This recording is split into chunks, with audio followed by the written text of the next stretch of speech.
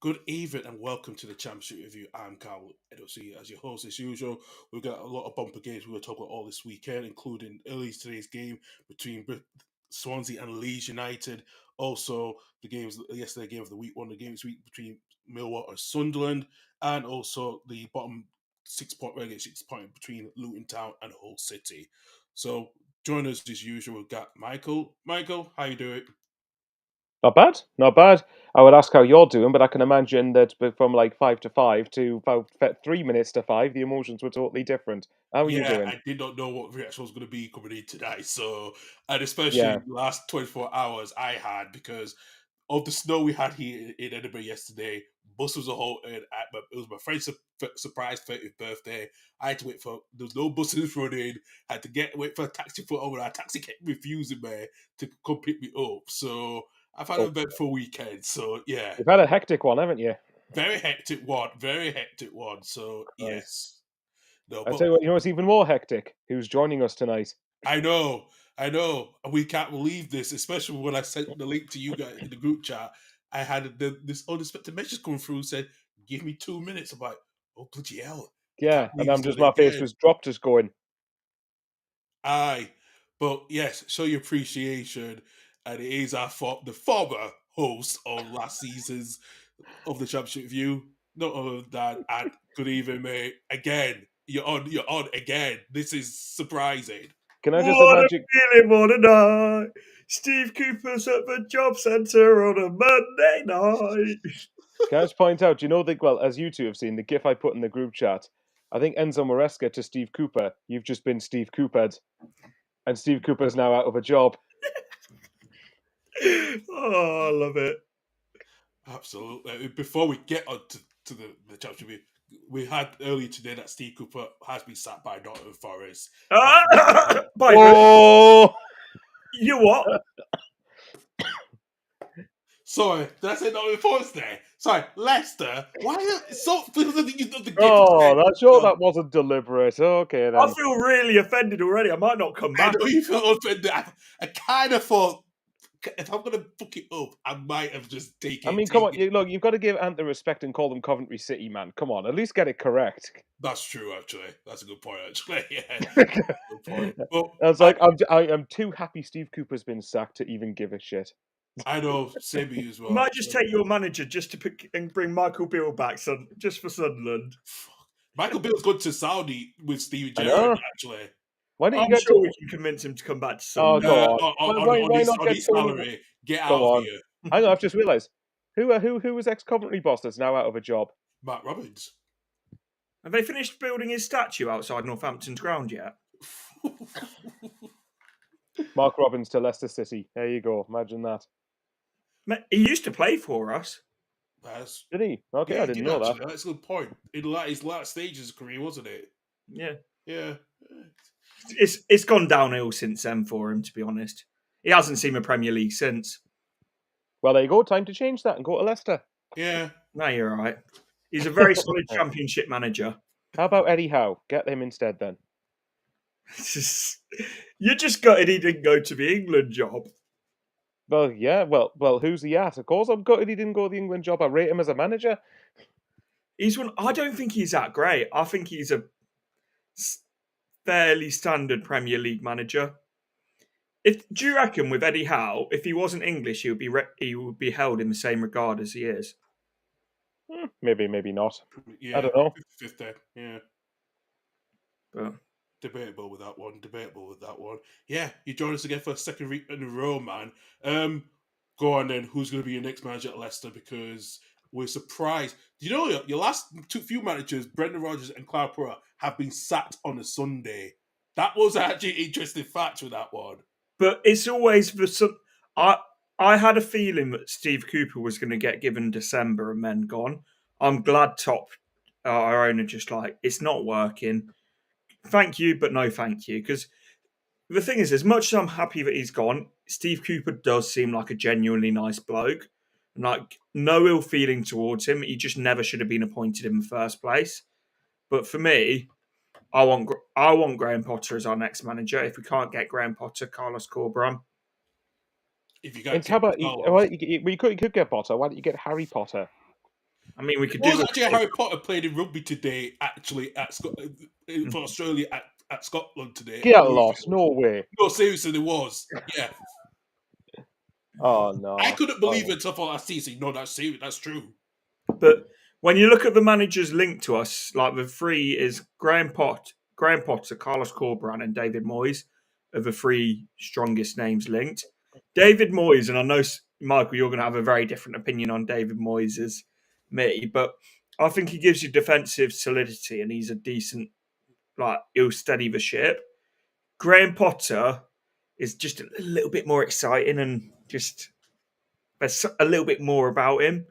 I mean, to be fair, I can't disagree with you. I mean, David Moyes does give you defensive solidity when you're playing against Sunderland for the opposition team. So, no, being serious, like, if you take out the Sunderland job, as obviously I'll always hate him for us getting relegated without a fight. But if you take the job he's done at West Ham, I can see why Ant wouldn't be adverse to getting Moyes. I think Graham Potter is obviously the most exciting of the three names, but he's probably the most expensive name to get. But it depends if money's an issue for Leicester, which I don't think it is, but correct me if I'm wrong. It's not, but also Carlos Corberán's actually the most expensive because you have to pay his wages and his release clause at West Brom. Yeah, but do you think Carlos Corberán's wages will be more than Cooper's, though? No, I don't think so. Not Cooper's, Potter's. There you go. Yeah, I know what you meant. I don't think so, but I also think that it would work out very similar because Potter's now not getting paid off by Chelsea anymore. That's finished. No, it's done now, yeah. So okay, fair enough then. Well, all right, if you can get Corberán, can you get him, tomorrow, please? Disrupt them ahead of Tuesday's game. Mate, as long as we've got someone in by when we play Brentford on Saturday, I'm happy. But I don't think you sack someone like the way that Steve Cooper's been sacked. Because I know I've been saying I wanted Steve Cooper gone for about 2 months now. I mean, we are 3 months into the season, admittedly. But you don't do it if you don't have then someone lined up, in my opinion. No, yeah, that's a good point. It sounds like they may have someone lined up, especially if someone's going to take some of the other coaches taking the training. So yeah, that'd be interesting. They've acted with you still out the bottom three as well, haven't they? So that's at least encouraging. They haven't waited until it's too late. Oh, I'm gonna have to.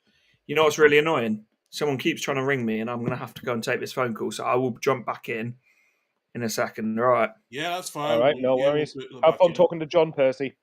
Cheers. We'll let you go do that. We'll see you back shortly.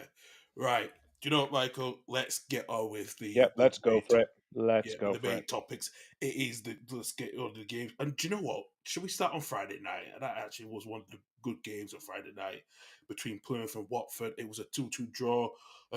What a goal from Andre Gray in the 96th minute of the game. But Watford nearly should have come away with a win. But good fair play to Plymouth to get that point. Absolutely. I mean, we know that Plymouth's away form obviously is quite questionable. So at home they need to be getting points left, right, and centre wherever they can get them. It's funny you said what a goal by Andrew Gray. Before you said in the 96th minute, I was going to go which one. They were both really, really good finishes. Obviously, there were sort of different types of goals. Yeah.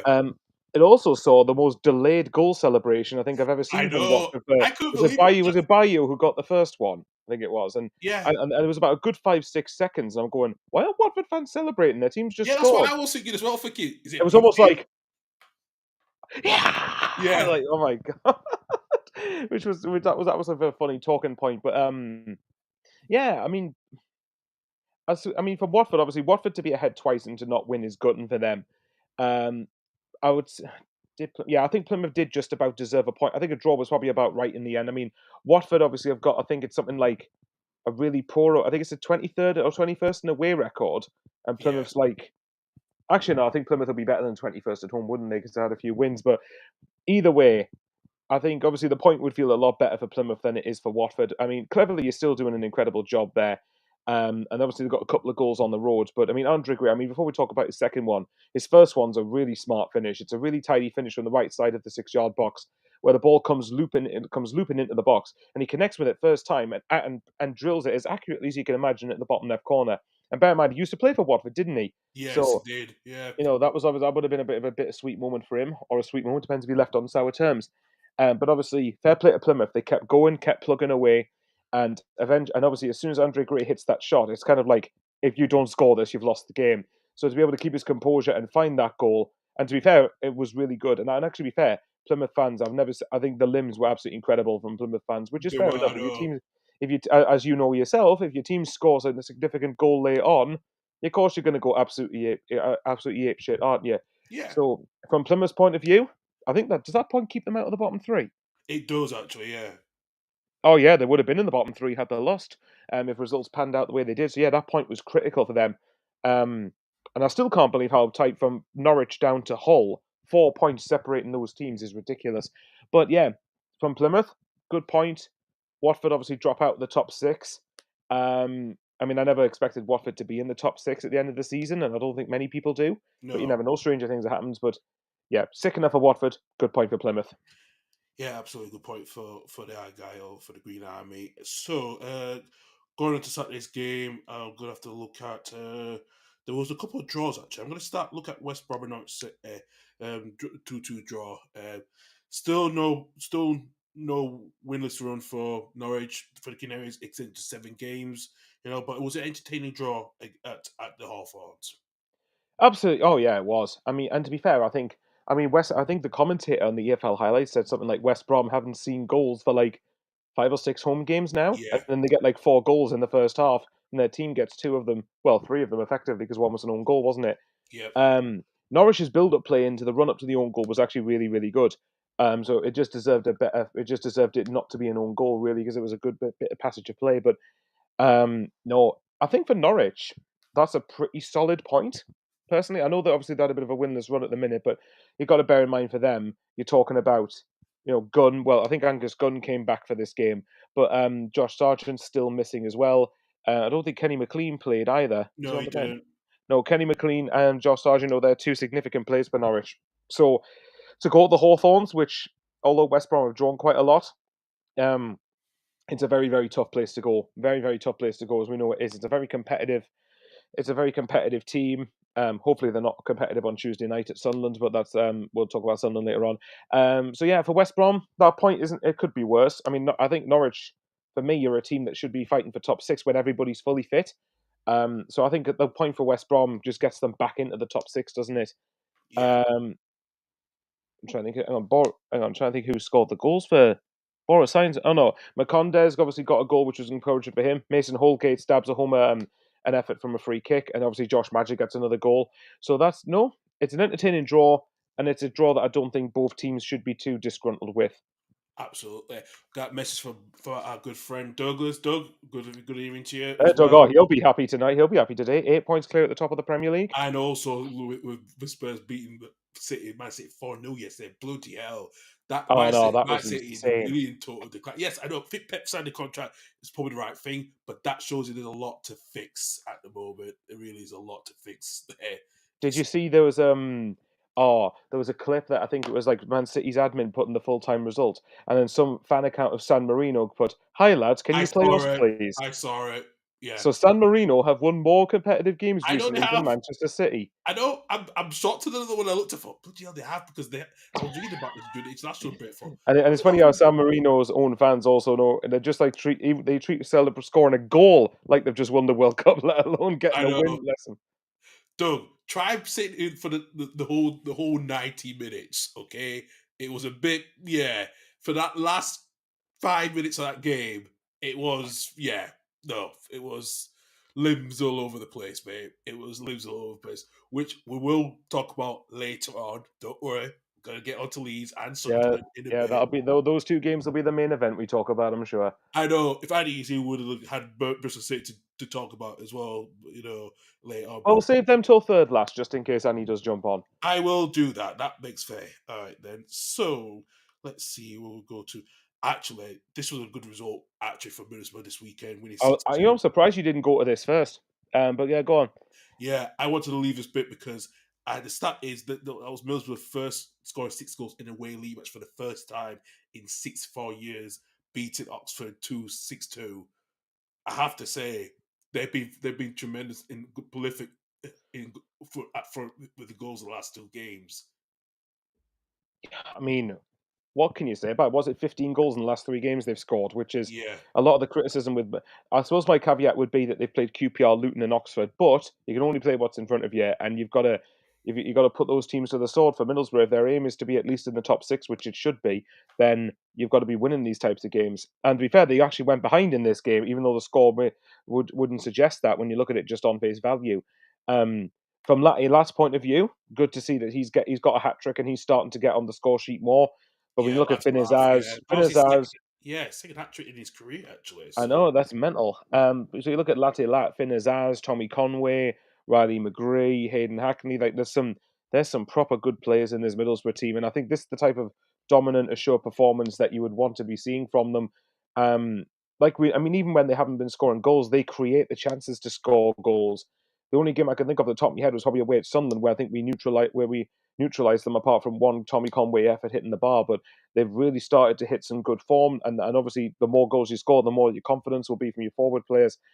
I think Oxford are now starting to probably realise that for them, the step up to the Championship is starting to catch up with them a little bit, Yeah. because obviously they had a really good start, but to some degree that would have probably been on momentum and would have been on like sort of the buzz of having gone up. Not all of it, obviously. They deserve some of the results that they have got, but I think this is a tough spell for Oxford, and they need to just try and make sure they can get themselves out of it. But from Middlesbrough's point, they'll face a lot worse teams than Middlesbrough. But from Borough's point of view, they're up in the top 6, which is I'm pretty sure that their fans will not be complaining about in the slightest.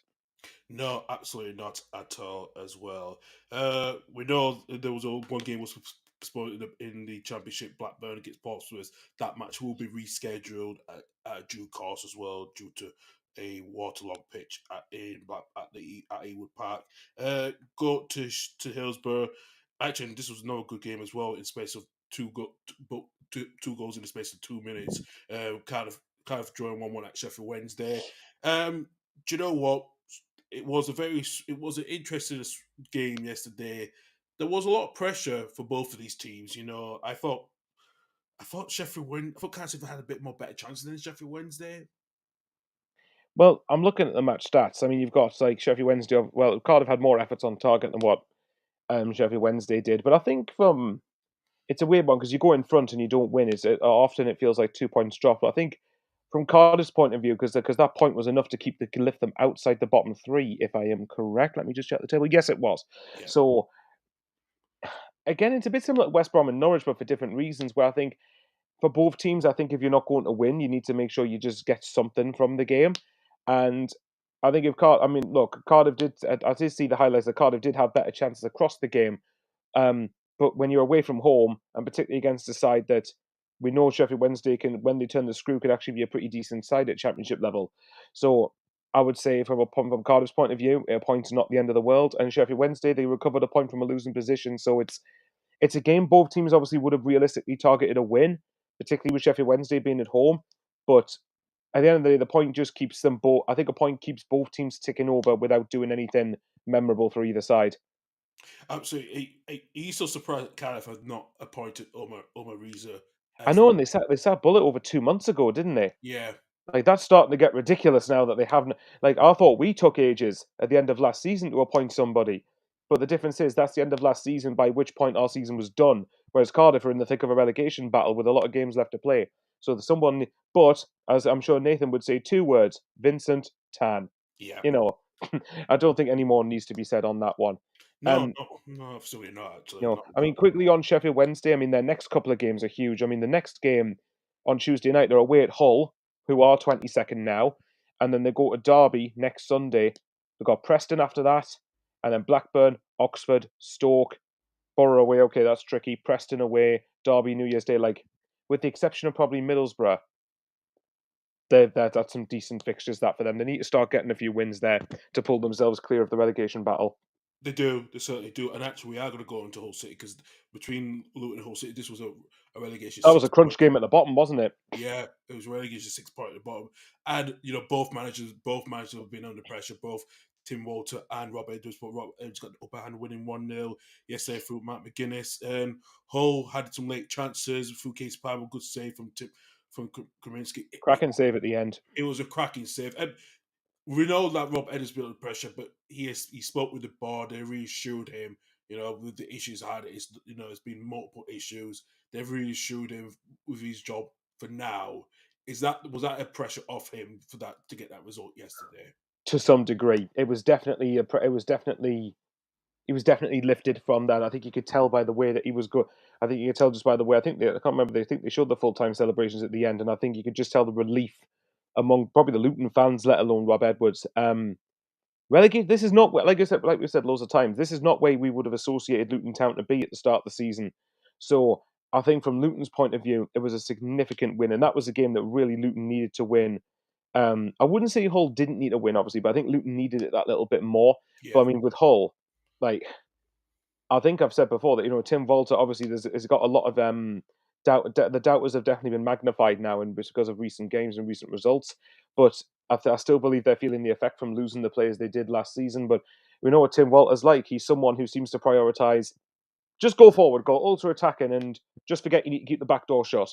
But yeah, I think, but the way that he's got them set up, there's an imbalance about them, and that's something that really does need to be resolved. I mean, you could argue Tim Walter's been lucky to Hull haven't dropped it to the bottom three before this, because obviously of how tight the league is. But they managed to keep the odd result to keep them above water. But now they're in there, they need to see if they can get themselves out of it.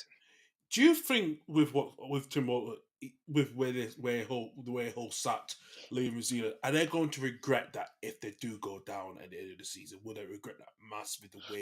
There's a fair chance of that. I mean, even with Liam Rosenior, to be fair, even with Rosenior second, whoever the manager was, remember that they had Delap and Carvalho and Zavori on loan and lost all three of them while selling Yaden Philogene, and Jacob Greaves. Yeah, So to lose all of that quality all within a space of a few months is bound to affect any team. But surely you would think that Liam Rosenior would be a better safe pair of hands to keep them into not tread water, but keep them into a mid-table top half finish. Whereas I think, and obviously depending on which Hull fans you ask, I think there was quite a mixed reaction upon Rosenior getting sacked. But I think a lot of them would probably take Rosenior back now, put it that way. So to answer your question, will they come to regret it if they don't get rid of Walter? I'd say yes, probably. yeah, it's gonna be interesting. It's gonna be a word for the Tigers. I Do you think they know. will? Go ahead. No, I'm saying, do you think they will? I think if things don't improve by the end of this month, early in December, I think they will need to change the manager before the January transfer window. And Well, that, yeah, because then you need to give yourself a chance, wouldn't you, in terms of getting players through the door? I mean, again, Hull's fixtures are quite mixed. I mean, okay, so they've got, hang on, who have they got? Sheffield Wednesday, I said, on Tuesday night at home. Then you go to Middlesbrough next Saturday, which is obviously, at the minute, looks quite a daunting task for most teams. Blackburn at home after that, Watford at home after that, Coventry away, Swansea at home, Preston away, Blackburn away, Middlesbrough. Oh, okay then. Yeah. If they don't appoint, if Tim Walter doesn't improve before the end of December, I would say, maybe in a bit before then I think they need to change it and get somebody else in there. yeah, it's a lot of pressure. It's a lot of pressure for Hull and the fans, and they have to make the decision by before Christmas, before Christmas and Boxing Day games, because that's going to be the moment where we know where Hull stands with their managerial situation. Absolutely. Right, go to Deepdale. Actually, a good draw for Derby County. They could have got a win after one more draw against Preston off. And like I said, my boy Sam Greenwood is on loan from us. Scored. I think he's had a bit of a better loan spell at Preston than he did at Middlesbrough last season. But like I said, it was a dull affair, to be quite honest with you. Yeah, I mean, again, I think Preston. I mean, from Preston's point of view, this is a game you really need to win, isn't it? I know Derby beat Coventry in their last away game before the international break, but Derby's away record has paled in comparison to how they've done at Pride Park. But a good thing from Derby's point of view, Jerry Yates got another goal. He's starting Yeah, to chip in with the odd goals, and I think if Derby can start to chip points away from home, then I think they'll be more than all right as long as they keep their home record up. For Preston, 2 points dropped, I guess you could say, and Sam Greenwood is starting to do really well there. But I do have faith in Paul Heckenbottom that he will get them out of it and he will get them climbing up the league a bit. But yeah. yeah, I think games like that, Preston would probably view as a missed opportunity. Absolutely. I do see if Preston did win, actually, they would have gone probably to 15, 16, 15s actually, to quite honest with you, because like I said, Derby are on 20 points at 11th place at the moment. So yeah, it still would have been very tight between those teams, like you said, we talked about earlier on. So Absolutely. So look, I mean, again, Preston just need to try and get themselves into a decent position going into the January window because you can tell with Heckenbottom, he hasn't. I think he appointed. No, hang on, he was appointed during the last window, wasn't he? But he obviously, was, yeah, he was still getting to grips with everybody who was there. So I think this is the first window he'll have had when he's had a bit of time to work with the players and had a bit of time to know what the strengths are, know what the weaknesses are, know who he trusts in the squad, who wants to move on and give opportunities to other players. So yes, I mean, again, I think, like I said, I think Heckenbot will do enough to get them out of it, but I don't know that based on how it's gone so far this season, it doesn't look like it's going to be particularly convincing. yeah, absolutely. But Oh, no fault of Heckenbottom. Sorry, by the way. yeah, Like it's more that he's just still having to get a grace. Because remember, they're adapting from a Ryan Lowe style of football to move towards Paul Heckenbottom, who plays a completely different style of play. yeah. So that is going to be a transition that will take time. And in the meantime, he's just got to get enough results to make sure they don't go down. Absolutely. Well, question for both of us. I think we did mention this early on in a bit. It's gonna be interesting because we spoke with Ant as before he took the phone call. Hopefully, he should be back on. He did feel that there's a chance because of Corberan's release clause is probably expensive, so and not as well. We'll see, but I don't. Would it be a good appointment? It's going to be interesting for what Leicester does now, especially if they've got the game against Brentford next Saturday, because look at what's happened with Gary O'Neill. His job is safe after beating Fulham yesterday. Wolves, that was surprising. I think Russell Martin is going to be the next one on the line to be sacked, and also Julian Lopetegui. If Lopetegui does badly tomorrow night at St James's Park against Newcastle, I think he will. I think he might be out of the job after next Saturday. I really do, because he's got some really key games in that one.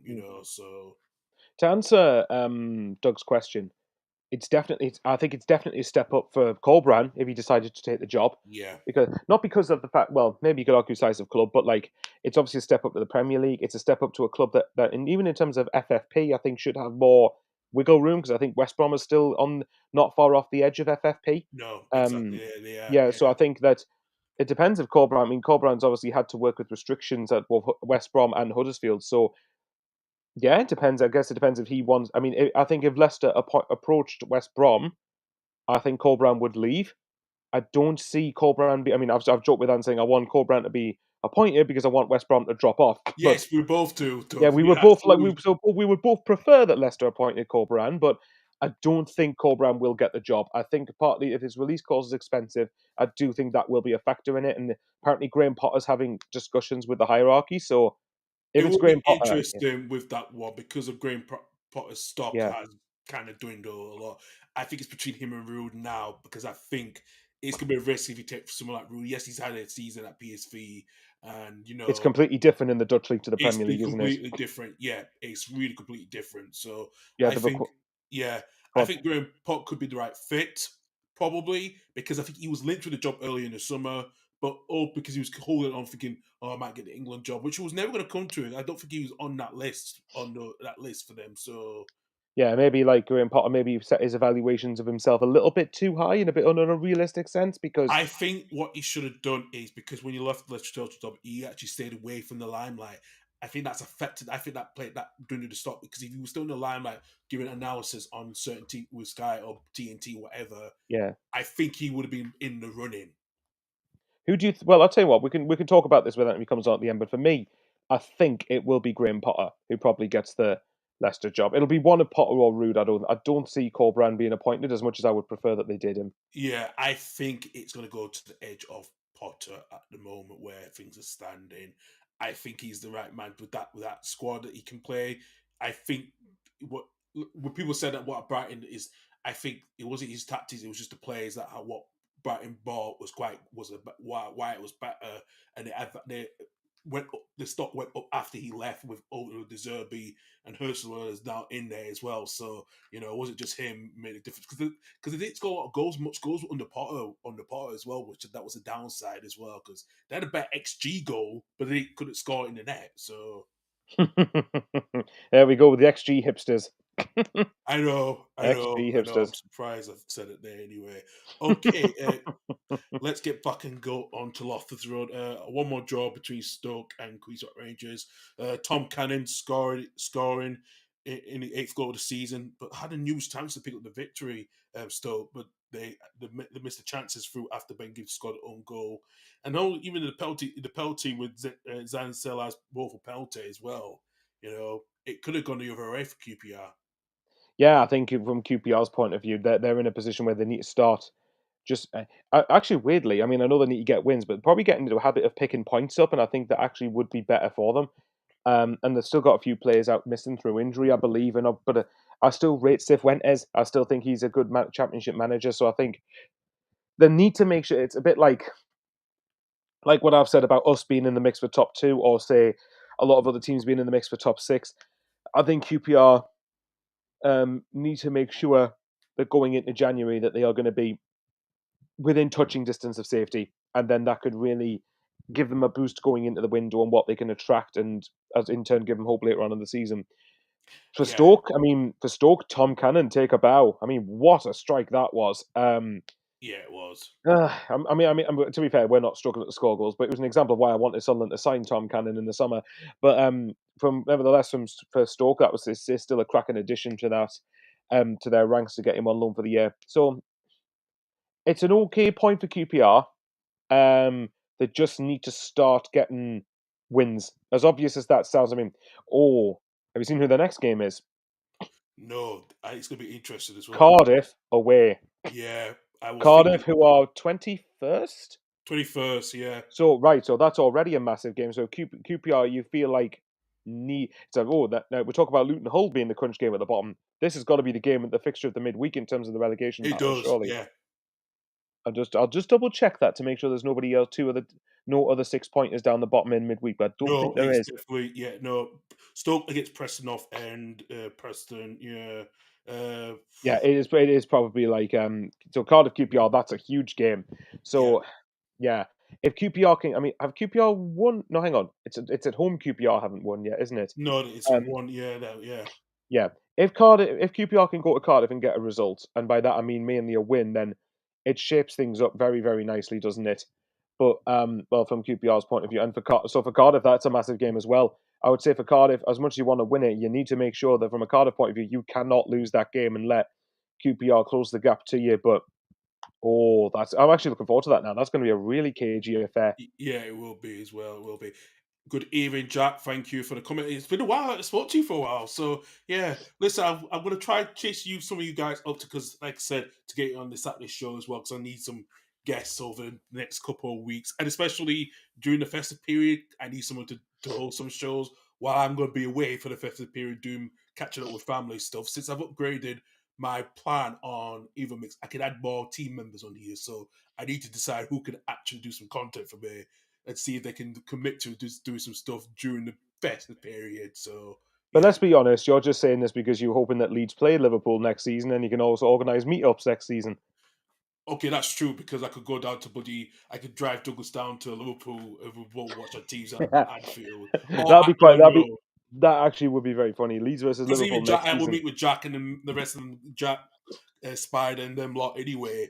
So probably yes. Okay, I'll tell you what then. If you get first and we get second, get these two at the Stadium of Light, and we'll come along and meet No, us for that's the Sunderland deal. So Liverpool. I'm gonna definitely come to Sunderland next season if we get promoted, and I'll still come if we stay in Derbyshire. I'll still come, but even if we get Premier League, I'll come down. I will still come down to Sunderland and also to Liverpool because those are on my list, and even to Newcastle as well. So I'm gonna try to do Newcastle as well to get to away. I will give you this, man. Newcastle's in a very, very good place. But Newcastle, in terms of where it's placed in the city, is really, really Yeah, good. no, I know. So Because but I will warn you, both away games. I mean, it depends if you're going in the away end. I suppose to be able to get a ticket. If you're in the away end of both Newcastle and Sunderland, they are, especially Newcastle, they are up in the gods. I know the fucking yes. Don't worry, I'll be taking my inhalers with me, maybe more than two, just to help me get through up those stairs. So Well, yeah. let's just hope that me and you can meet at the end of the season, and we're both in the top two, and we can just kick back and go, "Oh, let's have a drink. Let's watch the playoffs. This is going to be all right." And Yes, it'll be a huge relief. Yeah, see if Annie completes the trio of us three going up if they're in the playoffs. I hope so. I hope so. But not before I want Bristol Rovers versus Bristol City in the FA Cup. Yeah, that's what we Actually, need. let me just double check they're still in it, because that would be quite awkward if they're not. Hold on. I think they are, actually. Let's have a look. I think so as well. But yes, they are. They play Barnsley at the weekend. Yeah. Okay. Hopefully Bristol Rovers get through, and then it's a Bristol Derby. I don't know what the official term is for that It fixture, is a but Bristol Derby. Yeah, it's a Bristol Derby. yeah. Okay then. Fair enough then. All right. But yeah. So yeah, but let's think. Fingers crossed we're meeting and we're both happy in May. I hope so. I guarantee it. Yeah, guarantee that. It actually would be quite epic if it was the top two as it is now, because it's the two biggest clubs in the league, isn't it? Yeah, it is. Forget Sheffield United and Burnley. Yeah, they're not big-ish like us. No, they're not on the same level. They're not the same level. They're not the same level as in terms of size of clubs that we are. The history of it, yeah. I'd be interested to see. Actually, here's a question for Doug and Jack, and I'm not gonna like. I wonder who would they both prefer come up. I'd be interested to see from a completely neutral point of view. I know Doug would prefer Leeds. I know that. I don't know about the other team, and I think them. I would probably say Sunderland, but I would want to hear that from them anyway. Well, no, that's what I mean. So both of them. Put your three. Which three teams would you like to come up if you had the choice? Yeah. Watch them say QPR, Portsmouth, and Plymouth Argyle. No, I know Doug inside out. He likes those Leeds. He likes those Leeds fans. Well, then that's fair enough. He likes it. Well, Doug, you're probably going to get your wish with Leeds, so there you go. Yeah, exactly. So yeah, because we all have one common. We all hate Man United, so that makes it why it's so easy for us. Now, see, I used to dislike Man United, but since they stopped Newcastle winning the Carabao Cup the season before last, and they stopped them getting into Europe last year, I'm starting to soften up to them a little bit. Oh, Jesus, fine, Mike. But I will say this, I do prefer Liverpool to Man United. Fair enough then. All right. Go to a big game yesterday at the Coventry Building Society Arena.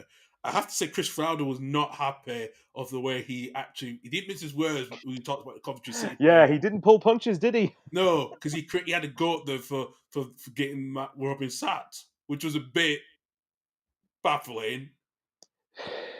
I don't like Chris Wilder. I really don't. I can't stand him. I think he's a bit of an arrogant tosser, to be honest.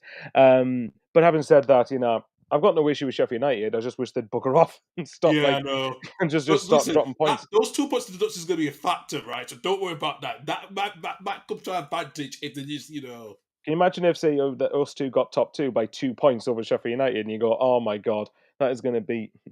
Right, let's get on to it. So, did you watch the whole of this game? I've seen the highlights, yeah, but I did see the red card though. Okay, well, go on. I'll ask you. What's your thoughts on the red card? And I'm just going to call him Ahmad because his name is impossible to pronounce properly without me butchering it. Ahmad Dorazosik. Yeah, I know my dyslexic pronunciation. Do you know what? I was thinking about my dyslexic pronunciation with my friend's girlfriend at the birthday party, and she couldn't say accreditation. I was like, yeah, don't say it. I can feel the sense, And the thing is, it's like when you're trying to get the word out and it's just not quite escaping your tongue. Yeah, the thing is, she's the biology teacher, so that was so. Oh, she's a teacher. She's got no excuse, man. Yeah, but she's gone to a school where both high schools are next door to each other on one site. Oh my God. Yeah. Fair it's point. where my ex used to go to. So to be quite honest with you, it was a bit hot. I thought I'd been told it's a bit hostile. So yeah. Okay then. Well, what was it you said? Hamad Hozic. Yeah, Ahmad Hozic. Yeah. Oh, actually, okay, I did better than I thought. Okay, what's your thoughts on the red card? I think he didn't need to get in the tango with Norman Bassett. He didn't need to. Bassett should have been cautioned or red carded if he's grabbed on his neck, but he didn't need to react to Bassett and push him, push his with his hands on his neck, push him down. That was stupidity. Yeah, for me, when you're doing that to an opponent, and it's right, and it wasn't far off the referee's viewpoint, was it? So I knew. So once you see that, you think, I don't think you can have any complaints about the red card. I'm not, and this is me saying this when this decision benefited. Well, it got us both in the top 2 by the end of the weekend. With Coventry getting a point, but I didn't like Bassett's shithousery because I'm not a big fan of that sort of thing in general.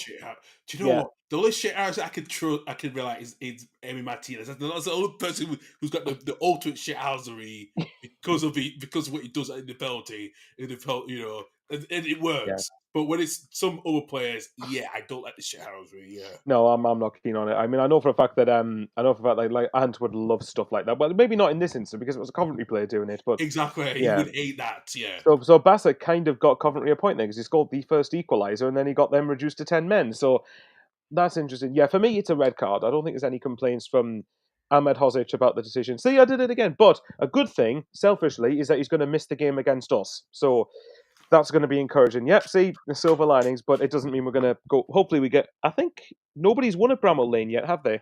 No visiting no, team. I mean, we're still unbeaten at home. Actually, yeah. Sheffield, they're still I unbeaten. mean, they play Oxford on Tuesday, which you'd be pretty surprised if Sheffield. In fact, you'd be very surprised if Sheffield United don't get a win there. So who knows? Yeah. Maybe, hopefully, it sets us up nicely for Sunderland on Friday night, but we'll see. Mm. Or we're Sundrawland at the minute, but we'll get onto that. I think, to be fair to Sheffield United, to playing over half of the game with 10 men, to come out of that with and Coventry, as we've said loads of times before, Coventry for me have got the players to be doing way better than where they currently are at the moment, and I don't think they're a bad team. No. So to get out of there with something is encouraging for them. Yeah. My criticism of Sheffield United, and because I watched everything past the first 10 minutes. In fact, I watched them not long before, started watching the game not long before they cut the lead. Actually, they had 3 chances, I think, before the red card and scored 2 of them. Yeah. Now, it seems to me the story with Sheffield United is that they're not creating as many chances, but they're quite clinical with the ones they do have. Now, that's a good trait, but you can't sustain that over 46 games. You have to be able to do more against the opposition than what they are currently doing. So, Raksaki took his goal well. I think that was probably the best of the 4 goals. The finish that he scored, the individual quality, really one of the best wingers in the Championship, and it's a no wonder the Crystal Palace rate him quite highly. Very highly, because we, like I said, we should have took him in the summer if we did figure out a bit, man. But, I'm surprised you didn't get him, to be honest. But yeah, I mean, look, from Sheffield United, I would say it's a decent point in the end, and for Coventry, to be fair to them, going in, they've got 2 draws from the top 2 going into the weekend. A 2-2 draw with Sunderland and a 2-2 draw here, and they've come from losing positions in both games to get something. So that's encouraging for them. And obviously with Coventry, the big talking point is still that the head coach or manager hasn't been appointed, although it's looking increasingly likely it's going to be Frank Lampard. It will be. We are waiting to hear the announcement, I think. Yeah, I wonder whether they're still... not going to be announced probably after the midweek. From the Possibly. I wonder why they haven't announced it then yet. I wonder if there's still fine details they need to sort out and say that it's 90. It might be like 95% done or something, but they're just waiting on that 5% possibly. Quickly then, what do you think then? So say it is Frank Lampard. What's your thoughts on that as a potential appointment for Coventry? It's the last chance saloon for him. He has to be. Absolutely. To be right. And it's the same state for Rooney at Plymouth, isn't it? Both Rooney at Plymouth and Lampard at Derby need this to work for their managerial careers to have a chance, isn't it? Yeah.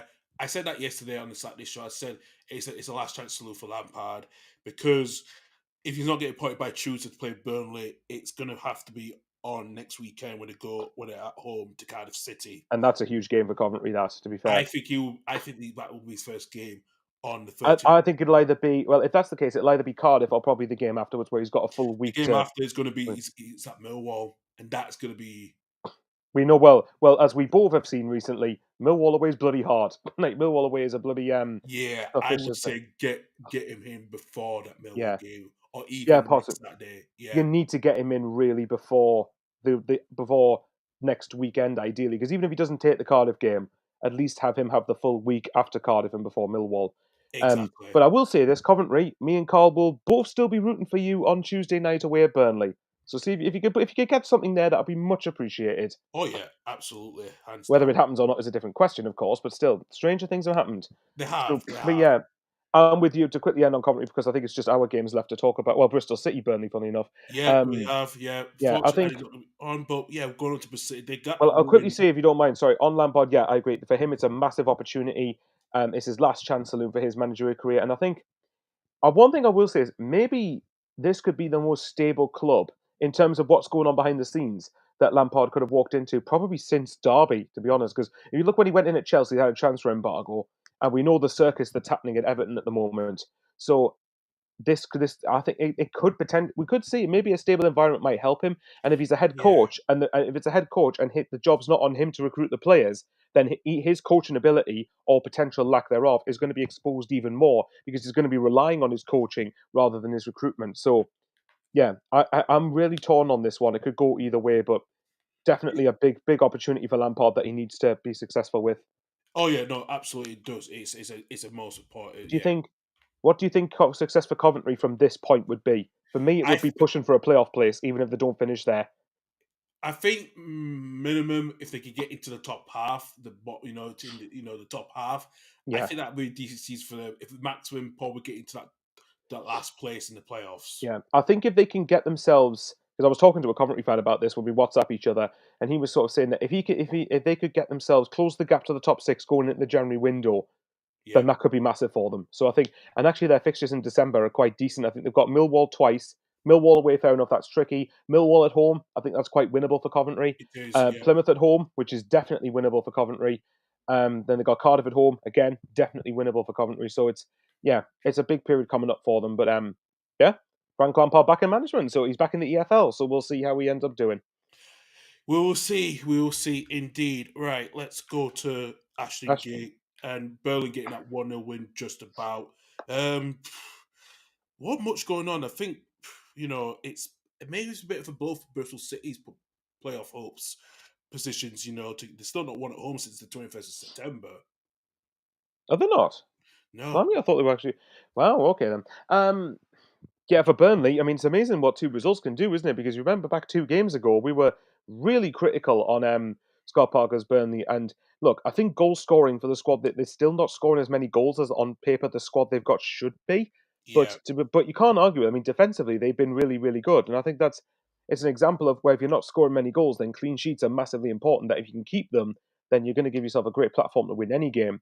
Ashton Gate, I think that's only the second time they've lost at home this season. yes, it is. Yeah, Obviously, I mean, to be fair, their last 2 home games were against Sheffield United and Burnley, so you can kind of get it to a degree. I mean, actually, their last 3 wasn't it against like Leeds, Sheffield United, and Burnley, yeah. pretty much all in one go. So yeah, it's not exactly been straightforward for them. But Bristol City had the best chance, I think, at 0-0, where I can't remember who it was, but someone had a chance from the 6-yard box that James Trafford did brilliantly to save from close range out for a It corner. was Max O'Leary. It was Max O'Leary's That's shot. it. Yes. Yeah, So like. Yeah, so they've had the opportunities. I mean, the goal was quite fortunate in the way that it was basically a rebound tap in from 6 yards. But to be fair to Jaden Anthony, you've got to finish actually, what? sorry, it was Hirokawa actually had that shot. Yeah, from Leveling actually. Yeah. Oh, okay. I thought you meant the guy who scored. I thought you meant he was the one who scored for Burnley. I was like, No, no, well, no. I realised it was Jaden actually scored for oh Burnley. yeah, Max O'Leary's their goalkeeper, isn't he? Jaden actually scored for Burnley. Yeah, Yeah, okay then. So, but from Burnley's point of view, it's a clean sheet. It's a win away from home. It's a massive thing for them. And this is the thing with Scott Parker, because now again, if you're looking at fixtures coming up, his next. I'd say 3 of his next 4 are very, very winnable on paper. Coventry at home Tuesday night. Stoke away next Saturday. Then probably their biggest one for the remainder of the calendar year. Middlesbrough at home on Friday, 6th of December. And I can bet you bottom dollar we're probably both going to be watching that because it's actually quite easily a top 6 game at that point, it you would is. Yeah, imagine. I've been watching it. Yeah. So Burnley will at least be in the playoffs, if not in the top 2 by that stage. And Borough, you'd imagine, would be in the top 6. And then Derby at home after that. So this is where, with Scott Parker, with 3 of his next 4 being at Turf Moor, or 4 of his next 6 being at Turf Moor, this is where you need to start seeing what he's made of in terms of this Burnley side. So it's good. It's a great win. They need to keep, but we hope they don't. But they need, from their perspective, objectively, they need to keep getting more of these, and they probably need to start getting in the habit of scoring a few more goals as well. Yeah, no, they do as well. Absolutely do. And I think for Bristol City, they are a bit light up front, and they need the goals at the moment, and they need to put some. If they can find a 20-goal scorer in January, I'd be amazed if they did, because that's going to be impossible, at this And point. in the January window as well. January window's a nightmare for getting stuff like that. But having said that, they've got, obviously they go to Vicarage Road on Tuesday. Their next home game is one that you've simply got to be winning. It's Plymouth at home next Saturday. So that's a huge one for them. And I think after that they go to, hang on, then they go to trips to Portsmouth and then Sunderland after that before hosting QPR. So actually their next couple of home games are huge. But yeah, Bristol City, I mean, if they want to keep themselves in the top 6, they need to just get enough results to keep themselves in the picture. A bit like what we said to Annie a couple of weeks ago, wasn't it, really? If they're in the top 6 picture come January, then there's no reason why they can't be in the conversation for the rest of the season. Yeah, we did say that. We did say that indeed. Right, 2 games left. We'll go to yours, Michael Sunderland. Okay. Drawing 1-1 again. Drawing 1-1 at Millwall yesterday. Aaron Connor scored in the 10th minute, but a 95th minute equaliser for Femi Aziz for his first goal to rescue a point for the Lions. That was a tough place for you guys for you guys yesterday at the Den. Millwall. Listen. They are going to fade away at some point, but at this moment, they've really been one of the informed teams in the top 6. Absolutely. Absolutely. I mean, look. Right. First and foremost, I think you'll agree with me. The thing that's most important, there was 2 people that needed medical attention in the crowd at Millwall. Yeah. So the first thing is we hope they're both all right because that makes football insignificant by comparison. It does. So first and foremost, we hopefully they're. I mean, we haven't heard. I don't think I've heard any news about either of them, which I'm hoping is good news. But Yeah, we're hopeful we'll hear that in the next. yeah, exactly. You'd like to hope that if something bad has happened, we would have heard about it by now, or at least we'll hear it in the next couple of days. But so hopefully nothing bad has happened. Hopefully that they're both okay, because obviously no one should go to a game and not come home. Exactly. Onto the game, right? This is a weird one because in the group chat, I don't know if I put it in the group chat, but I said in a Sunderland fans group chat that I'm in, if you'd offered me this result prior to kickoff without the context, I would have snapped your arm off for it. I would have snapped your arm off for a point because the wins against Burnley and you lot speak for themselves. Millwall at home, you couldn't get more contrasting style of play teams than Middlesbrough and Millwall if you tried. I know. Millwall, I nearly did it again. Right, Millwall, it's a very hard place to go at the Den. The Den is, and to be fair, Millwall's, sorry, Mill, I'm going to keep calling you Middlesbrough for some reason. Millwall. Their underlying numbers this season so far suggest they are not in a false position. They're in a position that really, when you look at the numbers, are suggesting they should be, and their home form is a massive reason for that. I think Millwall apparently, I can't remember the last time Millwall scored more than 1 goal, because obviously they won 4 on the trot, but it was on the trot, but it was all 1-0s, wasn't it? Yeah. And then they've obviously followed that up with 2 1-1 draws. Now this game, Dennis Serkin, Romain Mundell, Alan Brown, Joe Bellingham, Patrick Roberts, and Trey Hume, the first 3 through injury and the last 3 through suspension were all out for this game. We didn't have any of them available. So when you look at the team we had, Tommy Watson's an academy graduate, basically, who's had to step in for Romain Mundell. Aaron Connolly hasn't been able to start games. I think this might have been his first start, actually. It was, actually, yeah. Yeah, I'm pretty sure it was his first start. And then, obviously, Adji Elise, who started the season with Luke O'Nien in centre-half, came in for Dennis Serkin, and I thought, apart from their goal, I thought he actually had a brilliant game. So, it's a weird one. Before the game, if you'd given me this result, considering they'd beaten Burnley and Leeds, and I knew how tough this game was going to be, if you'd given us a point with the amount of players we had out, I'd have gone, yep, absolutely. But of course, every time I say I would take a point, it always has to come in a way that makes me very annoyed. So instead of going 1-0 down and getting a point in the 93rd minute, we have to go 1-0 up and drop 2 points in the 93rd minute, which is really infuriating. But across the whole game, Millwall did deserve something. I think the first 20-25 minutes was the best we've played away from home for some time. We tend to be a team that's very functional and effective and does the basics extremely well and makes us very hard to beat. Maybe it has a structure to us and very hard to break down. But recent away performances have been lacking a little bit. And for this one, this was probably the toughest. I mean, if you look at our previous couple of away games off the top of my head, we had Luton, Hull, QPR, Preston. On paper, in terms of position, this was easily the toughest away game we'll have had for some time. I think it was for a while, yeah. Yeah, absolutely. In terms of league position, by the way, because Luton played really well against us, but Connolly's goal, really good strike. Very, very impressed. And the way that he took that on the volley first time, with it was funny enough how we scored indirectly from a set piece, which is a Millwall trait, which is quite interesting, or a stereotypical Millwall trait. And from then on, Sunderland had the chances to bury the game in the first 25 minutes, really. Then obviously the delay happened, which I don't know whether that sort of got a spring in Millwall's step. Maybe it did, maybe it didn't. It does, actually. It did give him a bit of a break to reconvene, and yeah. Oh, absolutely, yeah. So for Millwall, they would have been grateful for that. And then second half, Millwall wasted a couple of decent headers from close range that they probably should have done better with. But you probably would have seen from the highlights, this is the thing that infuriates me. Their goal comes from a missed chance for Sunderland. It comes from a counter-attack where Milan Alexic, one of our signings of the summer, is fed through by Wilson Isidore. And it's kind of one-on-one, but when I watched it back, it's a harder chance probably than what I thought originally was at first. But either way, he's basically kind of one-on-one with the goalkeeper. Get it under him, it's 2-0, game over. But I'm not going to blame him not scoring that for us conceding the goal, because that was at the other end of the pitch when from I think it was something like 16 seconds that made that save to Millwall's equaliser. Now, obviously, the goal came from break down the left-hand side. And to be fair to Millwall, very, very quick, speedy play, which is what you need to do because you're obviously losing in the 93rd minute. And I'm usually one that goes absolutely bonkers when we concede a goal. But in this one, I was kind of like, it's been kind of coming that, which is a little irritating. And if you look at it in terms of away fixtures, like for the likes of Burnley, for Leeds, for Sheffield United, for Sunderland, I would wager a strong argument that Sunderland have had the toughest away game in the league out of those four teams this weekend. I'd say probably Burnley on paper, maybe second toughest, probably, or Coventry. But I mean, they're all tough games, obviously. But I mean, Millwall, as you know yourselves, in terms of physicality and in terms of intensity and suffocation with the press and everything that they do, it's a different level to a lot of the other teams.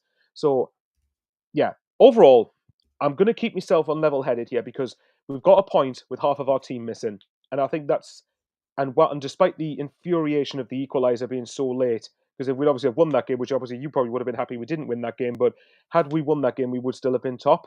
But Yeah.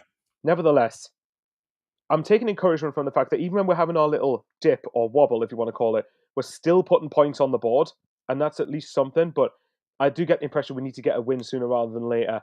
But yeah, look, Millwall away is a bastard of a fixture, and we've got it out. And unless we play in the FA Cup or play in the playoffs, we've got it out of the way this season, and we don't have to go there again.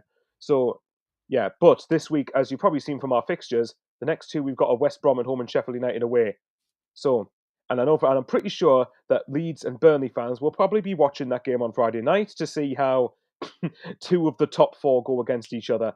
So we shall I'll wait. be enjoying that from the count for myself for next Friday. So Oh, yeah. I bet you will. I bet you will. As long as No doubt, as long as you along one with of you Burnley fans, draws, you and along with Burnley fans will be going draw, draw, draw, draw. yeah.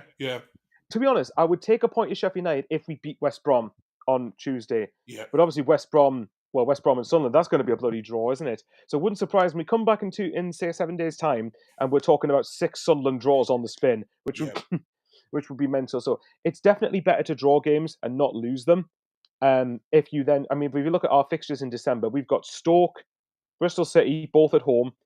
A trip to Swansea, which we'll get onto that in a minute. But let's just say I hope Swansea defend against us like they did against you today. And then in Norwich at home after that, which, depending if they have Josh Sargent back or not, I don't think they will. It's still going to be a tricky enough game. Then a trip to Blackburn Boxing Day and a trip to Stoke right before the new year. I would say on paper that's a decent December when you look at it. With the possible exception of the likes of Stoke and Bristol City, I would say at least 3 or 4 of those games are very, very winnable. So if we can get through this week unscathed and still by hook or by crook be in the top 2 after next weekend's games are finished, even if you lot win your next 2 and we drew a couple but we're still second or whatever it is, then yeah, I'd take that because then we just need to keep ourselves in the mix. So yeah, overall, take out the context, a point of Millwall I think is a decent result as long as we can back it up in games coming up. Yeah, no, absolutely. Listen, you talk about bonkers. I was kind of going bonkers up and down the whole today, man. And You and me both. But yeah, I mean, now let me see if I get this right. It was 1-0 Swansea, 1-1, 2-1 Swansea, 3-2 Leeds, 3-3, 4-3 Leeds. yeah, But obviously the last 2 goals were scored within 2 minutes of each other, weren't they? yes. Go on then, take me through it. Swansea 3, Swansea City 3, Leeds United 4. So I feel like Swansea. I knew it was going to be a tough game, but I think Swansea were really up for it because they had the takeover done, so they don't have Jason Capellan leaving. The previous ownership. So for the first game before it kicked off, they played "I Want to Break Free" and "Freedom" before the kickoff, and I think that got them up for it. I'm like, bloody hell, okay, that effect has helped them because I think they've been through with the ownership the last few years they've had after they got relegated. But yeah, I think we should have done better with a free kick when Swansea got a free kick and scored from Harry Darlin. It was a bit surprised. We should have done better with that. Release Mano Solomon. I know he's just trying to come back from his injuries. He got the equaliser. Then Cullen to get that touch because you usually the way he scored it, Messi should have done better because he was going on his left and he was going to the right. He didn't have time to save it. So yeah, that was a bit of a backwards turn with that. And then I think what they did at Solomon to get that equalize, the own goal from Cabango as well, that did bring us back in the game. And then to get that goal from Solomon in the 73rd minute, Then all the topsy turvy in the space of 1 minute in the 90th minute. But Bianchi, scores the equaliser. Then 1 minute, then the first minute, Nonta scores when he was so on the side. It was so open. It was an open game. But we got the 3 points, and which was vital for us because we knew regardless of goal difference, we'll be top of the table. So yeah, it was a yeah. I'll say from a neutral's point of view, I think that is check out obviously how I went. Get into piss off in the space of 2 minutes, but from your point of view, I think to respond from coming from behind twice, then being pegged back in injury time, then going ahead again in injury time, while I can imagine your heart rate would greatly prefer you don't have games finished like that all the Listen, I was time. about to switch the TV off, okay? It was like, yeah, this is Yeah, going to be no, a draw. absolutely, And I didn't absolutely. switch it off. I still saw it for, oh my God, yeah. Yeah, well, I can imagine what you would have been like in your living room watching the game and just going, yeah, just going absolutely nuts No, when. it was more fucking relief, actually. It was like, Well, okay then, yeah. yeah, it wasn't like that. It was more like relief. Like, Well, yeah, I was trying to censor myself a little bit, but yeah, point is, but that's great character from Leeds to come back to win when you've been pegged back, because it would have been easy for Swansea to finish the game in the ascendancy, and obviously, look, as I said, Swansea City, you better bloody defend like that when we go to the Liberty Stadium. That's all I'll say. But Swansea, I couldn't believe how much of a high line Swansea were playing. Like I looked at the second, third, and fourth goals, like.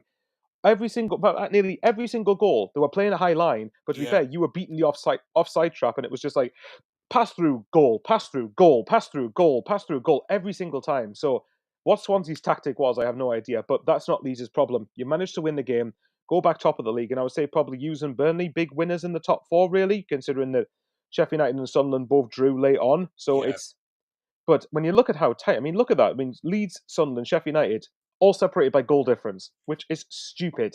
And then you've got Burnley on 30 points, Middlesbrough 27.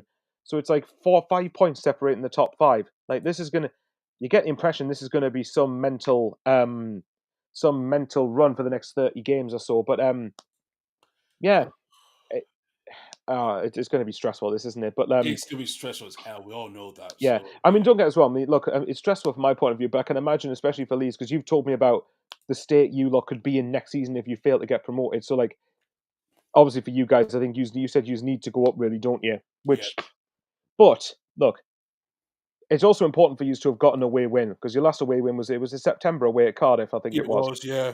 When was your last away win away in a team that was in England? Ooh, that's a good question. It was Sheffield Wednesday. Ooh, well, fair enough. But like I said, also in fairness to you, like you've had Bristol City away, who at that point hadn't lost a game at Ashton Gate. You had Sunderland away. Okay, again, we obviously gone over that game. It should have been a win, but you've nevertheless got a point at Sunderland. Then you've got Norwich away, which is a tricky enough game at themselves, and they were in good form at the time, I believe, when you played them as well. And then obviously you lost away at Millwall, but that's no disgrace. I mean, we didn't win there. Burnley lost there a few days earlier. So to be fair, you've bounced back from Millwall with 2 wins, haven't you? Yeah, Scoring 6 goals across the 2 games.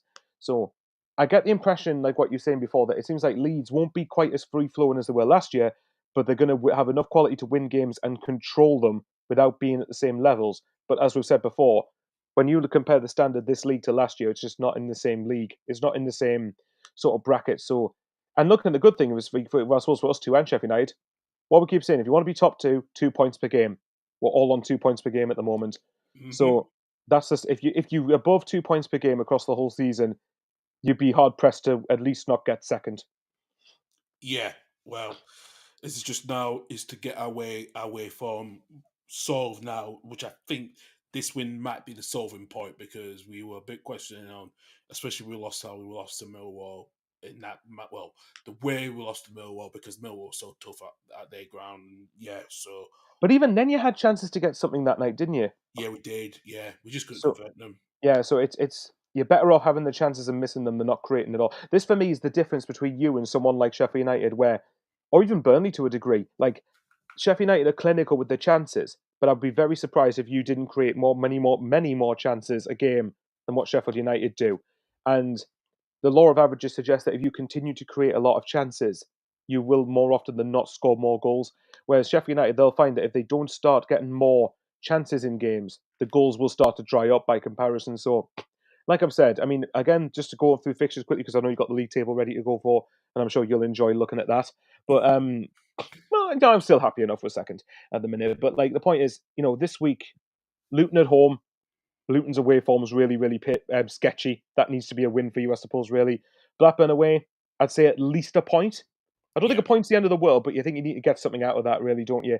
And then obviously I think you've got then 3 of your following 4 are at home, aren't they? Derby, Middlesbrough, both at Ellen Road. Yeah. Trip to Preston, then right before Which Christmas. I don't think I was going to go, but I think they out of tickets with that one, so I'm going to miss that one. So yeah. Fair enough. But you can always go to Middlesbrough away in April if you want. Well, I might do, but do you know what? Because I think my friend Reagan, does pop, he's not done his pop football channel for a while. He actually works for Derby County, so I don't know if he's asked me to come to the game on the 29th because I've just seen Derby away. Well, all right then. How about because he works in the hospitality part, so I might have to. He works in the ticket. Get your connection. Okay, see if you can get him sorted for me for the 21st of January because we go to Derby County that night. I'll see what I can do. Yeah, but all right then. How about Sunderland versus Leeds in the FA Cup? Then you can get yourself up to the Stadium of Light. I will do. That will be, but yeah. If you got us away in the FA Cup, I'd be amazed if you didn't get a ticket for that because you'll get a bigger allocation, surely. It depends because because I'm part of the Leeds membership, so I got that. But I think the way to do the balloting, it's more like it's usually the season ticket holders or the teams that have done like minimum 5 games. Then it goes before the general public, and then to the members, and it goes to the rest of the general public after. So we have a bit of a staggered, yeah. Right, I'll tell you what then. How about this? If you want to get the Stadium of Light, get here for New Year's Day. We play Sheffield United, 8 o'clock kickoff on New Year's Day. Do you know what? That's a good point because I will be back in Edinburgh, but do you know what? I could drive down to Sunderland. And by the way, that means you better be bloody cheering us on to at least. I know you wouldn't cheer us on to win, but maybe cheer us on to get a point or something. So Sheffield United don't win either. Right, so you just fine. I'll try to make a plan for that. Yeah, because do you know what? I might have a car by then. I will have a car by then because I'm trying to because I paid off my car subscription arrears so hopefully I will because let me use the remaining 75 days I have left on it because they were very picky with me saying we worry about you, you're not affording the pace. And look, it took me a while to get back in a stable place. At least I got my pension, got my stuff sorted. I could afford to pay because I paid you with my pension's money. So just be lucky I paid you off because if I did, I would have just ignored your asses anyway. So hopefully, because I will have the car till February, but I'm gonna get my own car after that because I can't. With public transport. I think after the yesterday and then me going back home for Christmas when I'm going to be carrying a lot of stuff back from my mum, it's going to be too much to get 2 changes on the train. I can understand that. Well, okay, I'll tell you what, here's an idea then. On the 1st of January, we can go to a pub in Sunderland, put Leeds versus Blackburn on a stream somewhere, and then you can obviously watch all the championship and then just go into the Stadium of Light for an 8 o'clock kickoff. Oh, bloody hell. Yeah. Do you know what, right? Yeah, as I said, I mean... I could do that. No, I will do that. I'll tell you what, I will make that happen, so I will do that, yeah. To be fair, I think that'd be a canny game for you to go. If we're still in the mix by that point, then it's going to be like 2 of the top 4 playing against each other in a nighttime sort of kickoff, but we shall see. I mean, I probably could able to get you a ticket for that, to be fair. If you can get me a ticket, I could see if I could probably stay the night down in Sunderland and just, yeah. There's a hotel right next to the stadium, actually. Oh, right, really? Fair enough then. Yeah, I don't know how expensive it is. It's called the Hilton Hotel. I don't know how expensive it is, but there is a hotel right next to it. Right, fine. I'll stay the night because like I said, I think majority of my friends up in Edinburgh here in Edinburgh. I think they're going to their parents and I think they're going to round Scotland. I think one of them's going back to Northern Ireland with his girlfriend to see her family. So yeah, so I'll come. Yeah, but we'll try and see if we can sort it out because that'd be a festive sort of time, won't it? But yeah, yeah. All right, I'll ask you this then. So by the time we come to New Year's Day, will the top 2 as it is be the top 2 going into 2025? I think it will be. Yeah, I think. Okay, so. I mean, look, don't get us wrong. If it is, I think it's still going to be very close. I don't think anyone's going to pull away at that point. If anyone's going to pull away, it'll start to be February, March sort of time. I think you'll start to see someone pull away. But I think yous will be top going into it. And I think depending how we do against Sheffield United, maybe on Friday, and maybe see how we do in December, then there's no reason why it can't be. But I mean, I'm just looking. So your December's pretty good, apart from Borough. Yeah, it's pretty favourable. Really, it is favourable for us. Yeah, it is favourable. So, but obviously, it just depends. I think for yous, as I said, I think for yous, I've got no problem in the fact that you will probably win most of your home games, or at least you'll win probably 3/4 or 2/3 of your home games. Yeah, It's just a matter of trying to pick up wins away from home by hook or by crook. it is. Yeah, yeah. Yeah. No, I will do that because I'm still here. I might do the two. Well, I might do the Oxford and probably the Derby County game. I don't know about Stoke yet, but the Derby County game. If my friend Reagan give it why he asked me for my number, he might ask me say if you want to come watch a game. I'm like, all right, I'll come down to Pride Park. So we will see. We will see. Well, Yeah. either way, we're not far off festive period, aren't we? That's when you know No, you're we're going to not. start to get to the No, business end of the season. I know. Yeah, exactly. Exactly, indeed. I know we're not far from the business side of things. So yeah. And then we're going to get ever closer to the Monday, 17th of February on a Monday night, 8 p.m. Oh kickoff. God, I know. I know. It's a question. Do you know what? It might be around that 6 week period. I'm just thinking because I want to go back up. It might be that time. Might be back in Huddersfield back around then, so I might be able to come down to the game. If I am, it depends. I'll have a car because my subscription does end around the first week of February. If the availability is still there for me, so I need to sort out to get a vehicle to get because I'm not getting the bus through the city centre of Leeds and coming back through with so I want to drive home and get back to my mom's for a bit. Yeah, so Okay then. I'm quite looking forward to see how that game's going to pan out when it comes to that because it's never dull between Leeds and Sunderland, is it? no, it's never been. It hasn't been dull between our two teams, Yeah. well, especially in the last game. It wasn't dull. It was not really dull. It was very, Yeah, maybe not for reasons that you would have liked, but yeah. Hey, it's probably one of the few reasons why I'm trying to get off Twitter because I mean, to of be the fair, okay pile then. of fans that we have was a bit, yeah. I'm not gonna lie, the stick Melia got. I mean, he was going to get stick because of the manner But in it which was that happened. it was way But the over. level of it was extreme. Like I'm not going to pretend it wasn't. And to be fair though, you could turn back and go, see that point of Sunderland's kept us above them.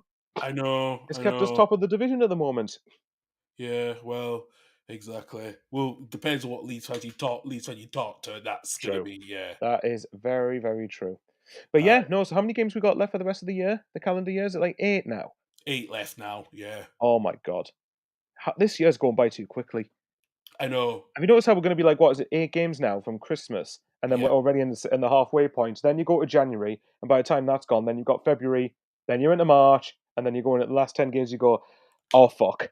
yeah. This, It's that. Listen, this is the reason where Leeds should not be like our typical fashion. It's before the Easter break. It'll go tits up. So yeah, so you're just going to go, well, actually, because the Easter weekend is quite late in April this year, isn't it? it Yes, is. 18th and 21st. So Friday, 18th of April, you go to Oxford away. So Yeah, imagine you just going, right, we need to make sure that we are like 13 points above everybody else by the time the Good Friday comes to make yeah. sure it doesn't go tits up. We lose our last 4, then it doesn't matter because we've I already won the know. league. I know. Ugh. Yeah, I'm not trying to think about that period again because that period Yeah, is there's a always. lot of football to be played before then, isn't there? I know. As long I think there's been rumors we were looking at James McAtee from Man City because there's been rumors about him lately. So we do need a bit more few bodies just to help a bit, just to, So yeah, Well, let's see. Let's get through the rest of this year and get through Christmas, and then January's coming around the corner. absolutely indeed. Right, let's go through the tables then. Right at the moment, so End Leeds. the season now. Yeah. End the season now. I'm happy with that as the top 2. Yeah, so Leeds go above, so the head of goal. Leeds win the league. Sunderland finish second. I'm happy with that. I know. Middlesbrough go up to fifth above West Brom, while Millwall are now 2 points behind Watford and West Brom as well. Probably the only team that did get the win was Leeds and Burnley and Middlesbrough this weekend. So yeah, the rest of the teams have drawn. But going to the bottom table, the biggest movers were Luton Town to go up to 16th place. Also, Coventry getting the draw as well behind them. But QPR are still at the bottom of the table, a point behind Portsmouth, who did play this weekend due to the waterlogged pitch at Blackburn as well, and also a good point for Plymouth Argyle, who go above Preston North End as well.